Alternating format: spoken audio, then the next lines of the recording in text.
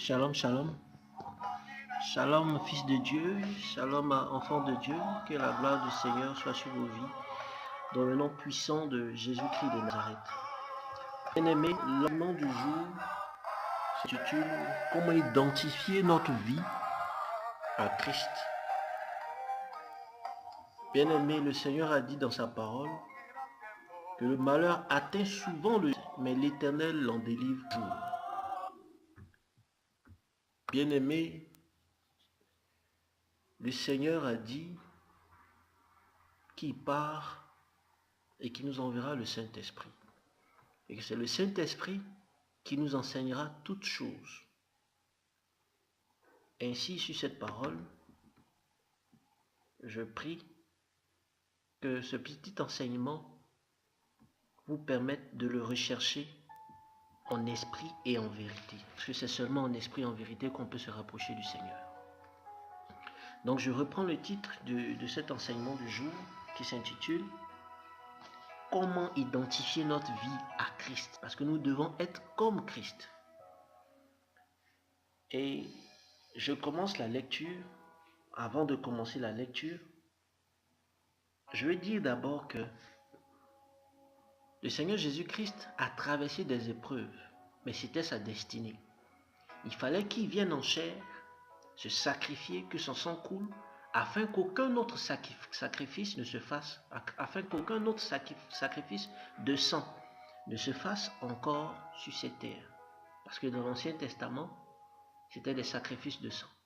Il fallait verser de sang pour la rédemption, pour le pardon des péchés. Mais comme Jésus-Christ est venu, c'est son sang qui a coulé et nous n'avons plus besoin de sacrifices.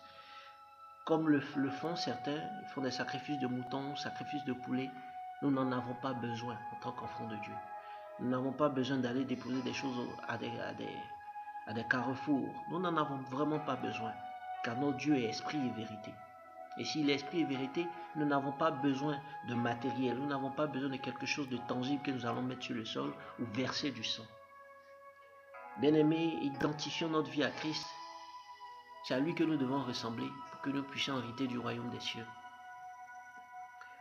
Jésus-Christ avait 12 disciples qui faisaient partie intégrante de la vie active de Jésus-Christ de Nazareth. Ils le connaissaient, ils marchaient avec lui. Jésus-Christ les a choisis.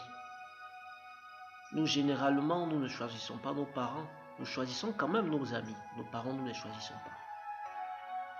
Nous avons l'obligation de demeurer, de rester avec eux et d'intercéder pour eux. Nos amis, la Bible dit, lorsque ton œil est une occasion de chute, tu peux l'extraire.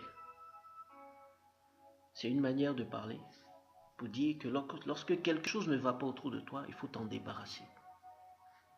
Parce que ça peut te mener à la perdition, ça peut te mener à la chute. Bien-aimé, cela concerne les épreuves d'un chrétien. Car parmi les disciples de Jésus, il y avait Pierre, à qui Jésus-Christ a dit, avant le lever du soleil, avant le chant du coq, tu m'auras régné déjà 3 fois. Mais il n'était pas le pire de tous. Il y avait Judas. Le Seigneur savait que Judas serait le traître, mais Judas était là pour accomplir la parole du Seigneur. Judas ne savait pas lui-même qu'il devait accomplir l'œuvre du Seigneur en étant présent. Mais il a été la plus grande épreuve de toute l'histoire de l'humanité. Il a été l'œuvre de la plus grande traîtrise de l'histoire de l'humanité. Le Seigneur savait que Jésus-Christ et que Judas serait le traître, mais l'a laissé proche de lui jusqu'à l'accomplissement de la parole. Le plan du Seigneur devait s'accomplir.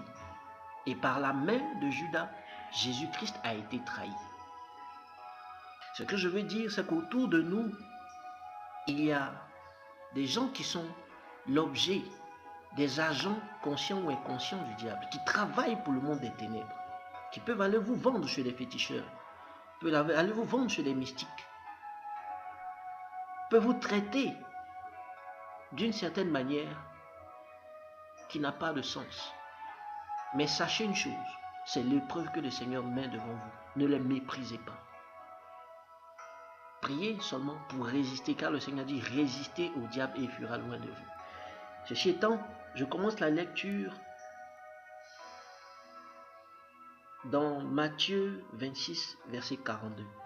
Le Seigneur ne voulait pas aller à la croix parce que c'était une épreuve très difficile.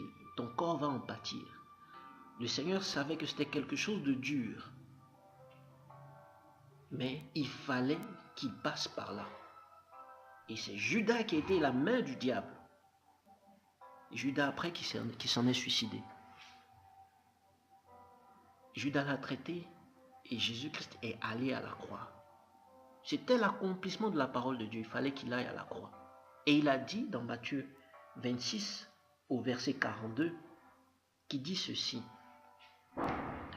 Il s'éloigna une seconde fois et pria ainsi. Mon Père, s'il n'est pas possible que cette coupe s'éloigne sans que je la boive, que ta volonté soit faite. Bien-aimé, il ne voulait pas aller à la croix. C'est une épreuve difficile. Il ne voulait pas y aller, mais il était obligé d'aller par cette épreuve difficile de la croix, cette crucifixion. Et celui que nous devons prier, c'est Christ crucifié, Jésus-Christ crucifié. Mais ça ne s'arrête pas là. Il est écrit encore dans Luc 22, au verset 42, qui dit ceci. Alors, un ange lui apparut du ciel pour le fortifier. Bien-aimé, lorsque tu traverses une épreuve difficile, que le diable utilise ses suppôts, qu'il utilise ses agents pour vous éprouver, référez-vous au Seigneur. Vous lui dites, Seigneur, il est difficile pour moi de supporter cette épreuve, mais si c'est ta volonté qu'il en soit ainsi. Ainsi, le Seigneur se souviendra de cette parole, car c'est une épreuve, c'est lui qui a mis cette épreuve-là devant nous, et il te fortifiera. Le Seigneur sonde le cœur et le rein, et il entendra cette prière, et il descendra vers toi. C'est pour dire à tous ceux qui traversent des épreuves, les hommes autour de nous qui ne sont pas chrétiens sont des agents conscients, ou inconscients pour certains, du diable. Donc, lorsque tu traverses une épreuve, ne te décourage pas. Va jusqu'au bout, car c'est une épreuve du Seigneur. C'est lui qui met ça sur ton chemin. Si tu n'arrives pas à supporter cette épreuve, quel conseil tu pourras donner à quelqu'un d'autre? Comment tu pourras évangéliser quelqu'un d'autre qui traverse la même épreuve? Si le Seigneur met cette épreuve, c'est qu'il sait qu'il a la capacité, tu as la capacité de supporter. Le Seigneur ne met pas une épreuve devant nous qu'on ne peut pas supporter. Si cette épreuve est devant toi, c'est que tu dois régler ce problème et passer à autre chose. C'est que ça doit te servir d'exemple, non seulement à toi, mais il doit servir d'exemple également à ceux qui sont autour de toi. Ceux que tu vas rencontrer, parler du Seigneur, marcher avec le Seigneur, les fortifier. Mais sachez une chose, lorsque vous traversez une épreuve, ne faites pas savoir, car Jésus n'a pas fait savoir à Judas, je sais que c'est toi qui serais le traître. Il ne lui a pas dit, il ne lui a pas fait des histoires.